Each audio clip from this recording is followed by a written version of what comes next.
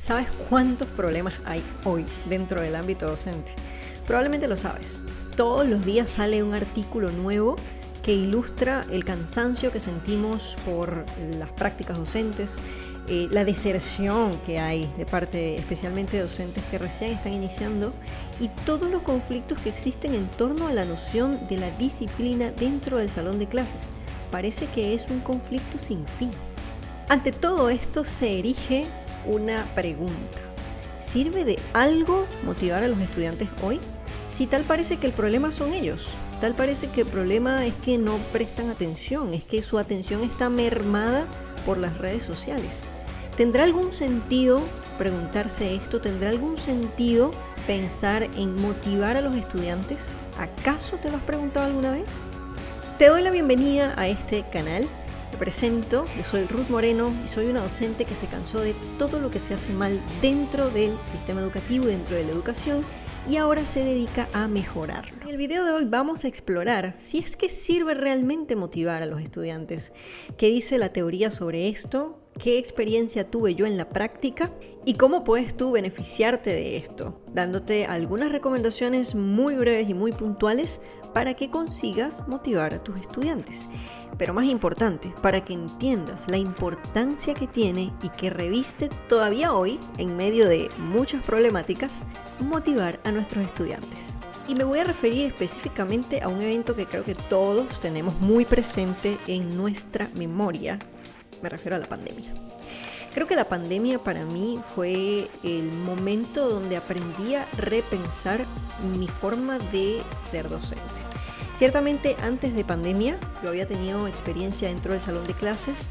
En verdad mi experiencia docente se remonta a más de 10 años atrás, 12 años para ser concreta.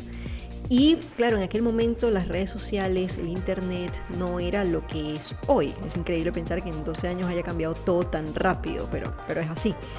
Y en pandemia, de alguna manera me vi obligada, y yo misma me obligué por mi propia naturaleza, por cómo soy yo, me vi obligada a repensar y a reformular mis estrategias docentes. Pensé de manera lógica, no puedo pretender hacer lo mismo que hago dentro del salón de clases al frente de una computadora. No puedo hacerlo. Si lo hago es mi muerte, es mi suicidio como docente. Definitivamente no puedo. Había aprendido mucho en mis primeras experiencias como profesora a entender el contexto, a analizarlo, a extraer del contexto aquello que es valioso para aplicarlo a mi práctica y configurar mi práctica de acuerdo a ese contexto. Creo que esto es indispensable hacerlo cuando uno es docente. Entonces hubo algunas lecciones muy importantes de esta época. Creo que una de las primeras fue confiar en el estudiante. Tenía que hacerlo, no podía supervisarlo, no podía estar detrás de él, no podía pretender controlar todo lo que hacía, tuve que soltarlo. En realidad esta era una lección que había aprendido hacía muchos años, pero digamos que en pandemia se profundizó todavía más porque al no estar dentro del mismo espacio físico, entonces claro, está la tendencia de cómo puedo controlar su atención. Esto es absurdo, no podemos controlar la atención de nadie. Si acaso podemos controlar nuestra atención, si acaso. Lo segundo que me propuse fue no bajar mi calidad, no bajar la exigencia que hacía, pero tenía que ir de la mano con una comprensión y una sensibilidad por lo que estaban viviendo los estudiantes. En ese sentido, abrí el espacio para que ellos se desahogaran, pero al mismo tiempo les seguí exigiendo. Fue decir, ok, tenemos espacios para desahogar, tenemos espacios para hablar y para expresar toda la frustración, todo el miedo, todo lo que te invade en este momento, pero ok, yo te voy a regalar este espacio y tú me vas a regalar la concentración o me vas a regalar dar todo de ti en esta actividad. Y el último principio y no menos importante es que me puse en sus zapatos. Yo dije, probablemente ellos tengan en su computadora 20 ventanas abiertas, de las cuales 2 son sus videojuegos predilectos, y estén interactuando con sus compañeros, estén jugando, chateando con alguna amistad, o estén haciendo cualquier otra cosa, pongan música y muteen mi clase. Muy probablemente, yo me imaginé, yo analicé su contexto y yo dije, a ver, cuando yo estoy frente a una computadora y estoy en una videoclase o una videollamada, por lo general yo suelo tener 3 o 4 pestañas abiertas haciendo distintas cosas. Esa es mi realidad. Y entonces partí del conocimiento de mi realidad para analizar qué podría pasar en la realidad de ellos, más jóvenes que yo, mucho más propensos a involucrarse con estímulos de diversa índole y muchos, múltiples, muy variados. Y sobre la base de eso me dije, no puedo dar clases expositivas. No puedo conducirme como me conducí en el salón de clases. Tengo que diseñar unas clases y tengo que diseñar unas propuestas que los mantengan cautivos, que los obliguen a interactuar, que los obliguen incluso a escribir en el chat. Yo no sé, tenían una cosa con el chat, que como que en otras clases era prohibido usar el chat, y yo decía, no, por favor, usen el chat un montón. Y me reía muchísimo porque entendía que había como dos mundos. Estaban los que querían hablar y los que tomaban activamente la palabra, abriendo micrófono, abriendo cámara, y estaban aquellos a los que no les gustaba tanto la exposición visual y preferían escribir por el chat. Entonces yo tenía que estar pendiente de estos dos mundos, de estos dos universos dentro de mi salón de clases, ¿no? Por un lado, los que hablaban muy bien, y por otro lado también atender y moderar los que escribían, los que preguntaban, los que interactuaban entre ellos, los que sostenían discusiones interesantísimas entre sí cuando escribían en el chat. Estas 3 estrategias juntas promovieron en ellos un aprendizaje profundo, un aprendizaje significativo.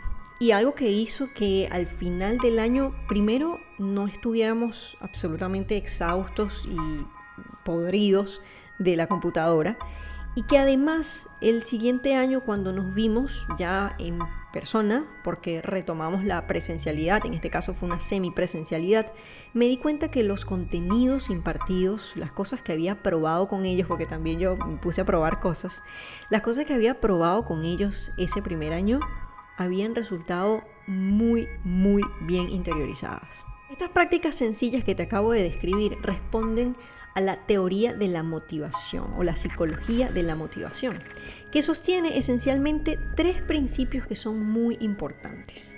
A saber, la autonomía personal, eso es lo primero. Lo segundo es el refuerzo de una mentalidad que valore el esfuerzo.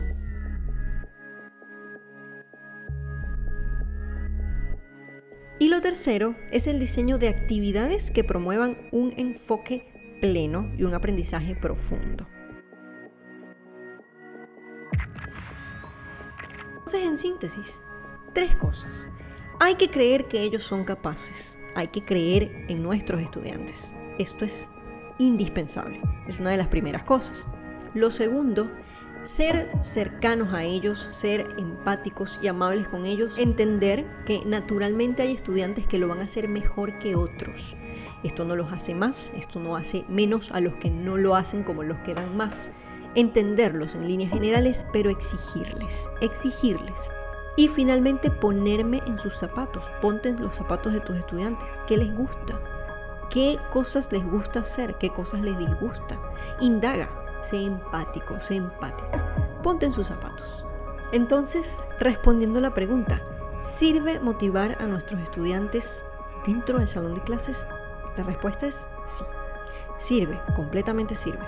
Primero, nos ayuda a tener una mejor relación con ellos. Segundo, potencia su aprendizaje, lo potencia de una manera extraordinaria.